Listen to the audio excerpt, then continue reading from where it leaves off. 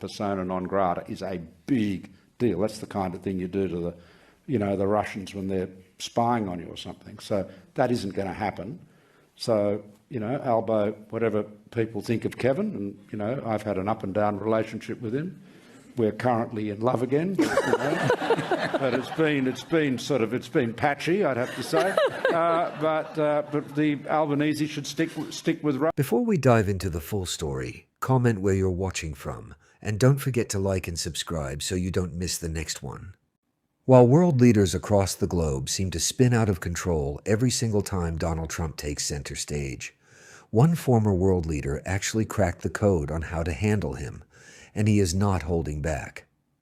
We are looking at former Australian Prime Minister Malcolm Turnbull, who didn't just survive an intense showdown with Trump, but completely flipped the script on him. Watch closely, because Turnbull systematically breaks down the precise psychological play-by-play of how to deal with a political bully.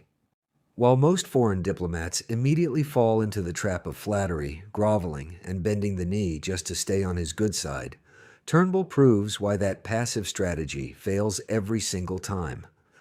He gives us a rare masterclass look at what happens behind closed doors when you actually stand your ground instead of caving under pressure. Let's roll the clip, take it all in, and then we'll break down the real strategy behind it. People forget, Australians forget, that in the imperial capital they regard deference as their due. So if you go to Washington, or indeed to Beijing, or in the old days to London, and you grovel and carry on and suck up, they just say, oh, that's great. Is it time for the next sycophant? Surely he's had his 10 minutes of sucking up. It is crazy. You win no respect at all. And of course with Trump, who is like the ultimate narcissistic, blustering bully, it is the worst possible thing to do.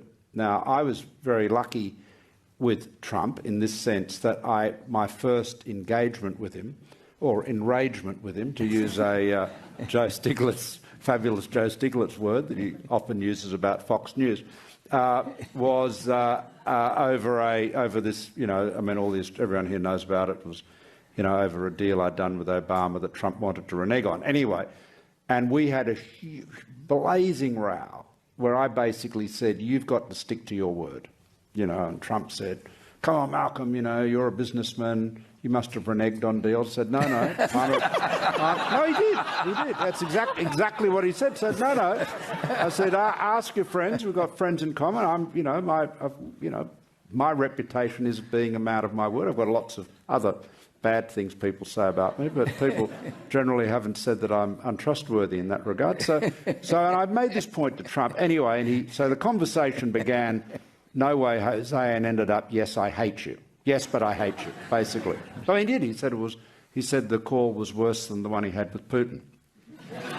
Although, as I later learnt when I saw them together, he really loves Putin. So it's a bit complex. But the point is, by standing up to Trump and not, doing what they were, American side were back channeling us to not raise the issue, I won his respect, and I was able to get some very good outcomes for Australia.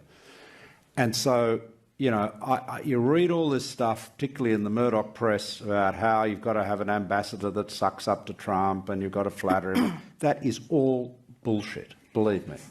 I mean, I promise you, there are a lot of leaders at the time Trump came in who did exactly that, and they got nothing.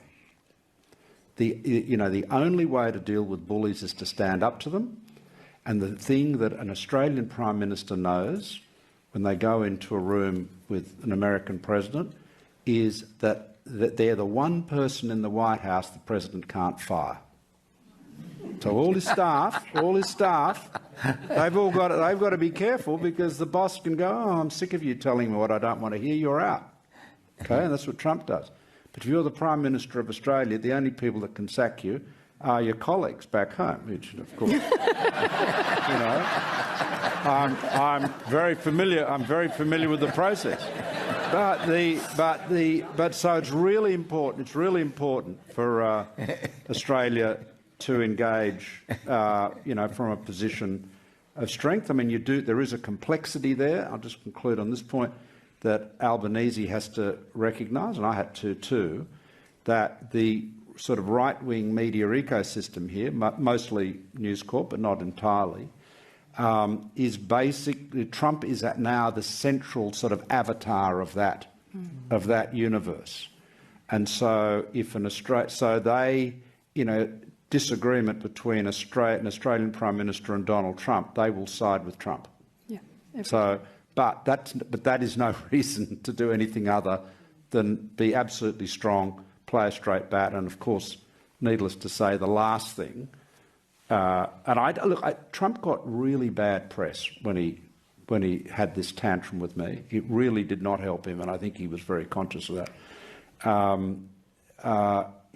As far as our ambassador, the Australian government appoints the Australian ambassador to Washington, and just like the American government appoints the American ambassador to Canberra, and the idea that you'd be taking directions from the White House as to who our ambassador should be. I mean, declaring an ambassador persona non grata is a big deal. That's the kind of thing you do to the Russians when they're spying on you or something. So that isn't going to happen. So, Albo, whatever people think of Kevin, and, I've had an up and down relationship with him. We're currently in love again, but it's been patchy, I'd have to say.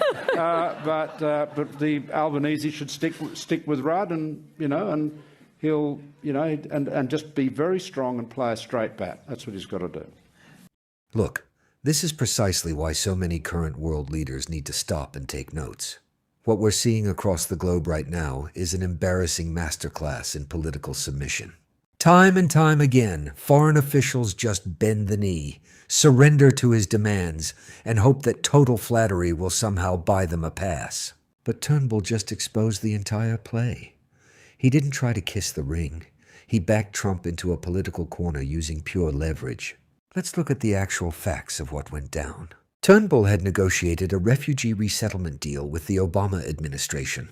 When Trump took office, he lost his mind over it, posting online, calling it the worst deal ever, and even making outrageous claims that Australia was trying to export the next Boston bombers.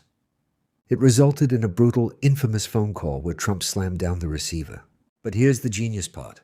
Turnbull didn't back down. He made it crystal clear that walking away would create a massive media disaster for the White House.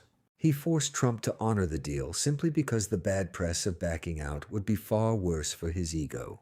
That is how you play the game. More global leaders need to wake up, ditch the submissive routine, and realize that standing up to a bully is the only language they actually respect.